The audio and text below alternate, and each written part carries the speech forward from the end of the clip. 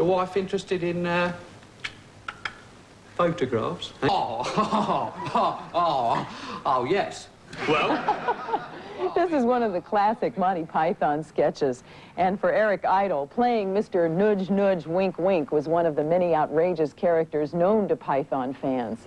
Now Eric has decided to take on Hollywood on his own, starring in a TV series that's truly based on the bizarre. It's called Nearly Departed. You feel like taking a walk? What's the point? It's a little late for fresh air, isn't it? Mike, I'm taking a shower. I hope you left some hot water. I'm a ghost. I play a dead person. And I have a dead wife. And it's set in Chicago. We died, and instead of going to heaven or hell, we went to Chicago. I couldn't decide which way that was going.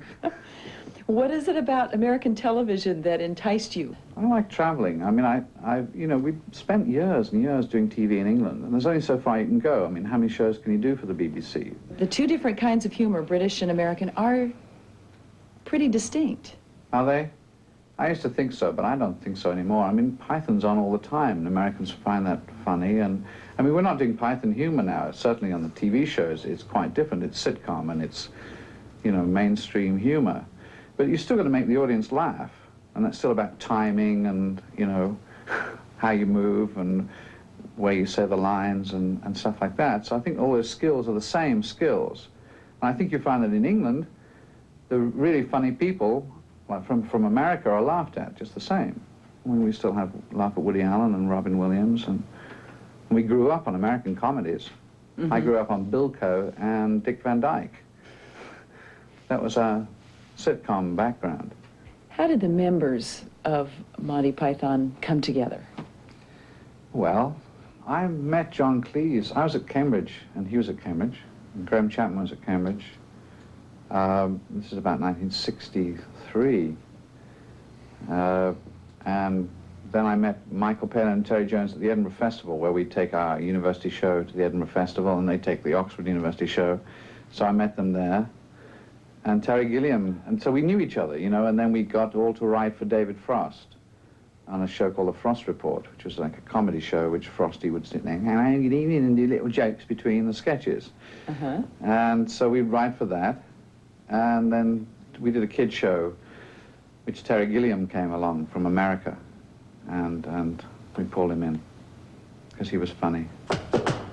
What do you want? I'd like to leave the army, please, sir. Good heavens, man, why? It's dangerous. What? We just had one rule. If it was funny, it was in, and if it was not funny, we sold it to other comedians. Monty Python's Flying Circus became an international success and led to feature films and other solo projects for each member of the group. I think the most fun I ever had was doing the Ruttles. I don't know whether you ever saw that. It was a parody of the Beatles' lives called All You Need Is Cash. Mm-hmm. And that was fun to play Beatles. Which one did you play? I played Paul. He didn't talk to me for a while. What did you get about Paul? I mean, what? His eyes, the way he's such a sort of... he's so wicked, playing his little eyes, his little innocent, and he's such a naughty boy.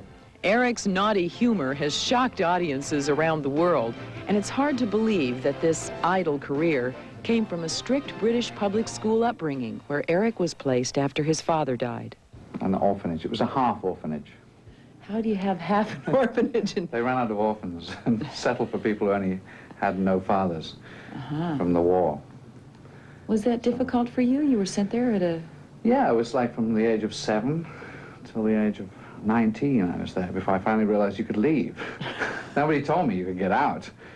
And it was tough. It was like a tough place in Wolverhampton, which is like not an exotic place.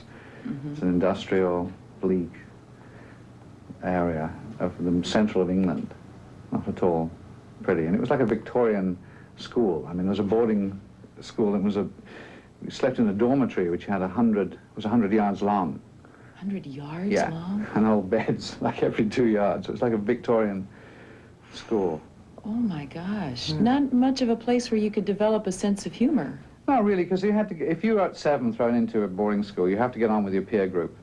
how do you survive in a group of sort of tough guys who don't have fathers? I guess you're funny, and then you don't get hit. If you're funny, it's hard to hit somebody when they're laughing. So if you can just come out with a line just before they mug you, chances are you may get away with it. Those early punchlines paved the path for Eric's Python-esque future. But after that series ended, Eric faced a personal crisis that changed his life forever. Don't know. In about the mid-70s, when my marriage broke up, and I sort of went away to Barbados and lived on the desert island for several weeks.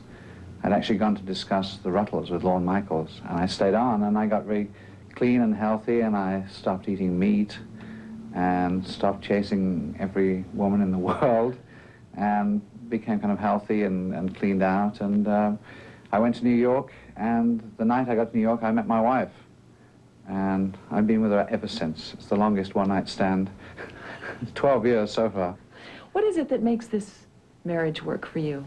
She's not in the business at all? Well, that's the most important thing. Really? And she's an American. She's from Chicago, where they dance with their wives, if you remember the song. Yeah? She's very calm. She comes from a large family. She's just very tolerant and very, you know, tolerant of what I do and understands the pressures. And she comes along with me wherever I go. You have a son. Yeah, he's 15. He came out here for the holidays. He loves LA. How is it being a father? It's good. Yeah? I like being a father, yeah. It's better than being a mother, I suspect. I've only played mothers. He said, he's always asked, you know, whether he's going to go into the business. And I said, well, you know, your grandmother was an actress, your mother was an actress, and your father is several actresses. So why not? Exactly. Have you thought about having any other children? I've thought about it. Yeah? But I don't want to get pregnant yet. It'll spoil my career. Get in the way of your next film. Yes. You've now pretty much set up your housekeeping, it seems, here for a temporary time. Not really. I mean, I've been on the road for about 2.5 years.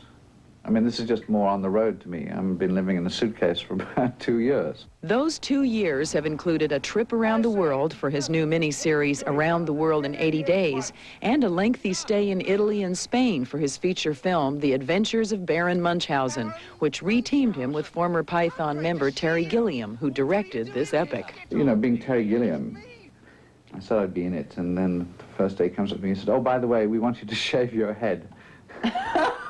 Oh, by the way. Yes.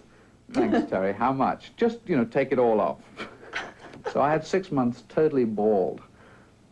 And of course, he decided my head was far too nice looking, so he sticks warts on it. So everybody now thinks I have this wart-ridden head underneath. And now you come back here just because it suits you, after wasting half my life, and expect me to follow you to the ends of the earth. Yes.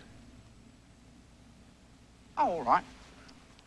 You guys honestly seem to be able to stop at nothing to get a laugh.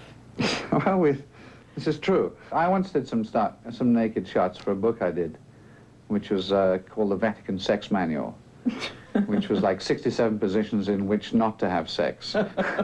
So it's like done like a sex manual where you could put your head on the girl's back, you know.